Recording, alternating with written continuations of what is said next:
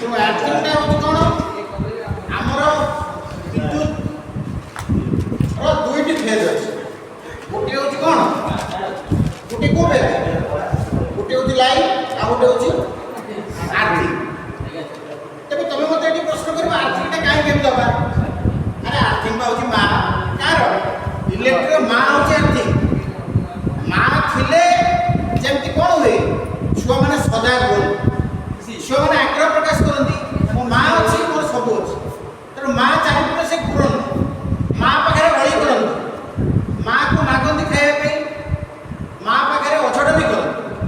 तर सब काम इलेक्ट्रिक करबो जदी आर्थिंग जदी मा नै ना नै who has no mother he has no name no one can say who is your father only your mother knows who is your father तोर बापा की जानी प्रश्न करिवो मां जानिस तो बापा मां कहबो ए बापा तोर बापा मना नहीं ठीक से तो आर्थिंग पाई विद्युत गति करो तबे प्रश्न करे मां पाए हम उचित मां हमको बचै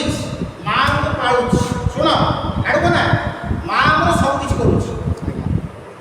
आमे जे दुष्टामी करूछे मां हमको घंटा घोड़े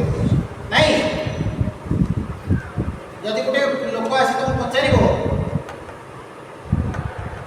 काकुटा के मोबाइल चोरी कर नहीं हो हला तू मां पाक दौड़ी आई मां से काकुटा को अंटे मारी कहबा आउ मो को चोरी करतो तू एडे जा कहला वाला ता माने तोर हजारे कोन ससु मां ठीक से जेते बेले अधिका इलेक्ट्रिक प्रवाहित हो इलेक्ट्रिक धर्म कोन अधिका प्रवाहित हेले कोन हो से बोर्ड को पड़ी दे पारे टीवी को पड़ी दे पारे फ्रिज को पड़ी दे पारे और जो आयरन को पड़ी दे पारे पड़ी दो पड़ी देले हम कोन करिबा जो इलेक्ट्रिक पाई सब जिंस अछि जेमि तम पाई खट अछि रागी गले खट करे चार पांच तो डे पड़ो खट भाई तो न रागिबा को रागिबो नि केमिति सेटा को मा ही तम मुंड को केमिति करिवो ए तम रागिबो ठीक से आर्थिंग थिले जेते बडे हेवी लाइन फ्लो हो आर्थिंग नै कोडी माटी ताकू नै मा नै जीवो बापारे पड़े मो पाको नष्ट करनी तेणु आर्थिंग थिले घर जो अन्य इलेक्ट्रिक आसबाबपत्र हेवी फ्लो लाइन आसिले नष्ट होना कोडी पळाइबो आर्थिंग की पळाइबो जदि आर्थिंग नथिबो जळि दिबो हला so earthing is very essential you know that earthing the potentiality of earthing is zero हला टिकक पूर्व जने छात्र पचारला जे रेजिस्टेंस कोन मु तो बुझाइथिली जे रेजिस्टेंस माने बिजुली रो प्रवाह को प्रतिरोध करिवार शक्ति हला तो एवरी रेजिस्टर अपोजेस आडकोना every resistor opposes the flow of electricity प्रत्येक परिवाही बिजुली शक्तिर प्रवाह को बाधा दिए ए बाधा दिया को कोनती रेजिस्टेंस कोन कोनती बाधा बा कोन कोनती रेजिस्टेंस लोक माने दौड़ कोन नै कि बाल्टी बोरा नोटा नै कि दौड़ सेते बडे कोन तक बाधा दबा बाधा देले घर पड़ी बोल जिए जेते बाटी दौड़ी कि इमरजेंसी समय बाधा तेणु जो आर्थिंग सब इमरजेंसी रखे से आर्थिंग जो तार तादर रेजिस्टेंस ना जीरो रेजिस्टेंस मन रख जो आर्थिंग तार रेजिस्टेंस जीरो सी हूँ भल आर्थिंग तार